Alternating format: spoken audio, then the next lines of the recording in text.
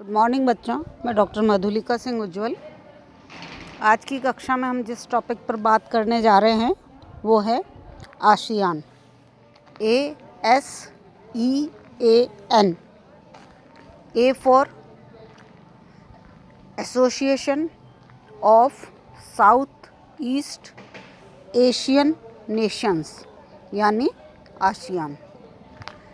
ASEAN में वे सभी देश आते हैं बच्चों जो दक्षिण पूर्वी एशियाई देश हैं, और सेकेंड वर्ल्ड वार के बाद बताते हैं कि इनका महत्व एक तरह से जो महाशक्तियाँ थी उनके पैरेलल विकसित हो रहा था।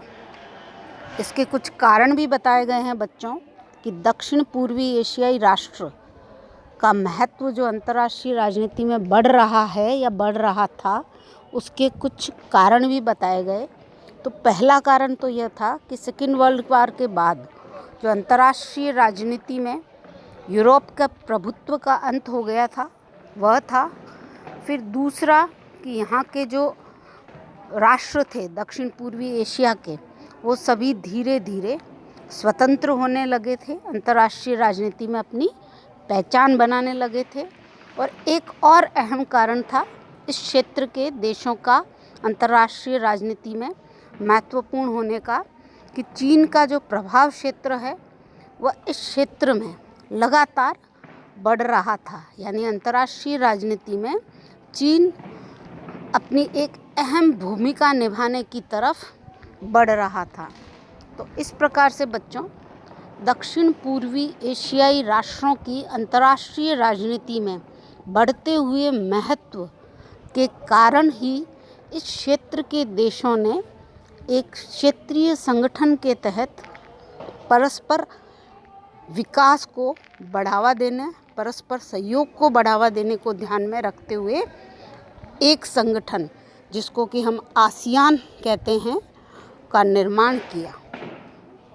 आसियान की जो शुरुआती चरण है निर्माण का, वो इस प्रकार से है बच्चों कि प्रारंभ में 1967 में दक्षिण पूर्वी एशिया के 5 देशों ने क्षेत्रीय सहयोग के उद्देश्य से इसको ध्यान में रखते हुए एक असैनिक संगठन का निर्माण किया, जो आगे चलकर विधिवत रूप से 8 अगस्त 1967 को बैंकॉक में एक संधि पर हस्ताक्षर करने के साथ औपचारिक रूप से इस संगठन की घोषणा की गई।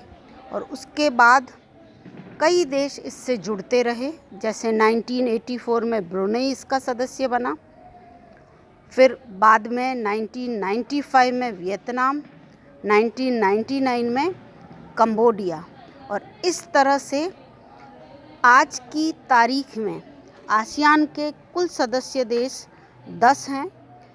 उन सदस्य राष्ट्रों के नाम यदि मैं आपको बताऊं बच्चों, जो आपके 2 नंबर के सवाल के लिए भी बहुत ही इम्पॉर्टेंट है, आसियान के 10 सदस्य राष्ट्रों के नाम आप ध्यान से सुने।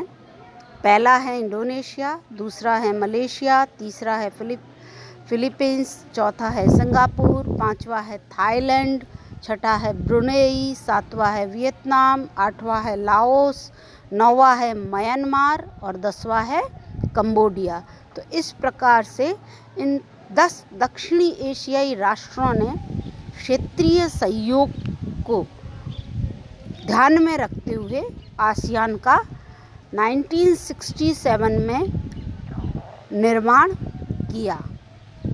अब इन 10 सदस्य देशों के अलावा भी बच्चों कुछ राष्ट्र ऐसे हैं जो इस संगठन से आप कह सकते हो सहयोगी के रूप में जुड़े हुए हैं, जिनमें भारत भी शामिल है बच्चों। साथ ही आप कह सकते हो इसमें रूस और चीन भी सहयोगी सदस्यों के रूप में इसमें शामिल हैं। अब हम यदि इसके उद्देश्यों की बात करें कि इसकी स्थापना क्यों की गई है, इसके उद्देश्य पीछे क्या रहे होंगे, तो मुख्य रूप से यदि इसके उद्देश्यों की बात करें बच्चों, तो जो इसका प्रमुख उद्देश्य है वह है दक्षिण पूर्वी एशिया में आर्थिक प्रगति को तेज़ी से बढ़ाना और साथ ही आर्थिक स्थायित्व को बनाए रखना।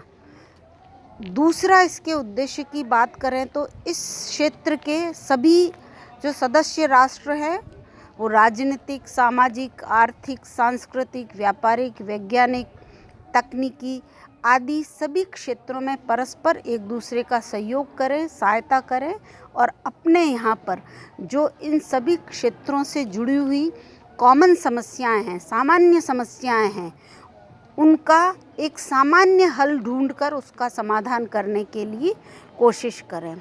इसके अलावा बच्चों, एक और जो उद्देश्य इस संगठन का है वह है एक साझा बाजार तैयार करना, जिसके कारण सारे सदस्य देशों के बीच व्यापार को बढ़ावा मिलेगा।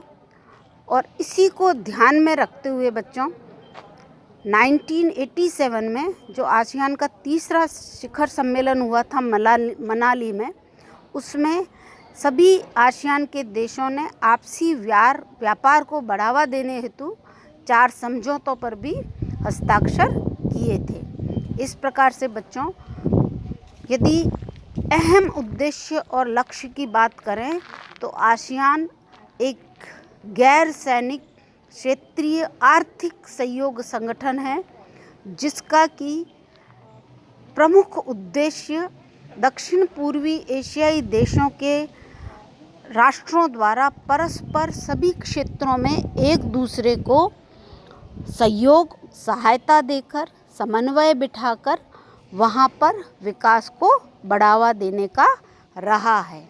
तो इस कक्षा में बच्चों हमने आसियान की स्थापना, उसके निर्माण, उसके उद्देश्यों पर बात की है कि यह संगठन अस्तित्व में क्यों आया है, इसके क्या कारण रहे और अंतर्राष्ट्रीय राजनीति में क्षेत्रीय संगठनों की जो एक उठाव है या आप कह सकते हो एक भूमिका हो सकती है, इसको ध्यान में रखते हुए इसका निर्माण किया गया है, इस पर बात की है। अब आगे की कक्षा में हम इसके कार्यों और इसकी भूमिका पर बात करेंगे। तो थैंक यू बच्चों।